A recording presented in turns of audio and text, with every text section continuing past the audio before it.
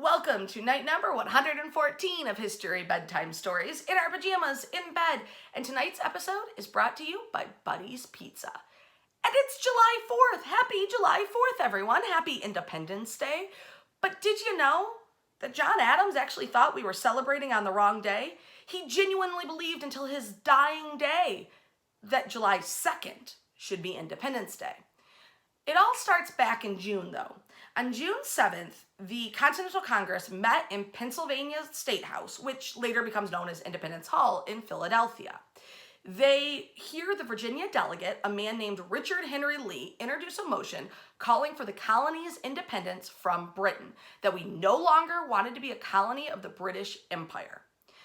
The debate is heated. Congressmen, representatives to the Continental Congress are yelling and screaming, and nobody can agree, and they decide to postpone a vote on Lee's proposal. This postponement appoints a 5-man committee, and they are supposed to study, decide, and present in a month. That committee included Thomas Jefferson, John Adams, Roger Sherman, Benjamin Franklin, Robert Livingstone. And as all of these guys come together to sort of give their justification for why America should break with Great Britain, they come back together on July 2nd. And on July 2nd, the Continental Congress voted in favor of Lee's resolution for independence in a near unanimous vote.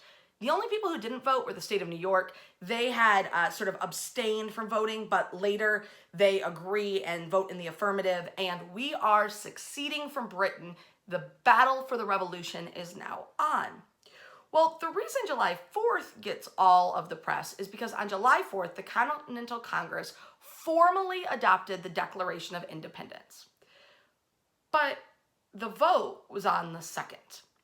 For the rest of his life, John Adams would actually turn down invitations to July 4th celebrations. He's like, I'm not going to that. You guys are doing it on the wrong day. It should be the 2nd when we voted, not the 4th when we signed.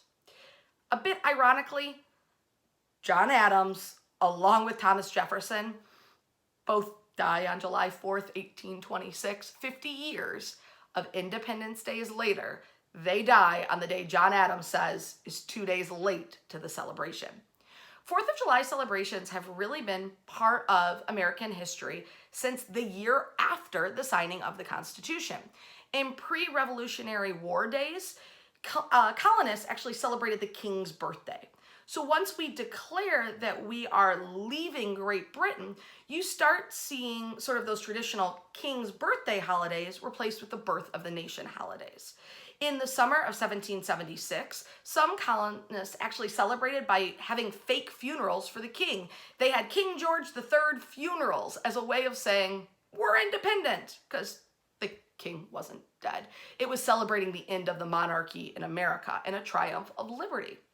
Festivals would include concerts, bonfires, and parades by 1777. And the first annual commemoration of the independence on July 4th was in 1778. That party included George Washington giving all of his soldiers, because remember, the Revolutionary War is still on, double rum rations. Not a terrible way to celebrate. The very first fireworks ever to be part of a 4th of July celebration really were July 4th, 1777. During the first organized celebration of Independence Day, a ship's cannons fired a 13-gun salute. 13 guns for the 13 original colonies. The Pennsylvania Evening Post reported, at night, there was a grand exhibition of fireworks, which began and concluded with 13 rockets on the commons, and the city was beautifully illuminated. That very same night in Boston, the Sons of Liberty set off fireworks over Boston Harbor. The tradition continues today, and really the tradition became a lot more widespread following the end of the War of 1812.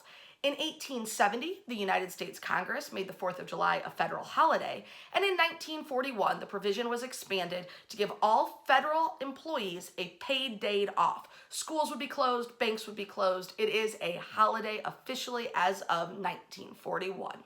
I hope, however you celebrate the 4th of July and Independence Day, you do it safely, you do it socially distanced, and you wash your hands. We'll see you tomorrow night.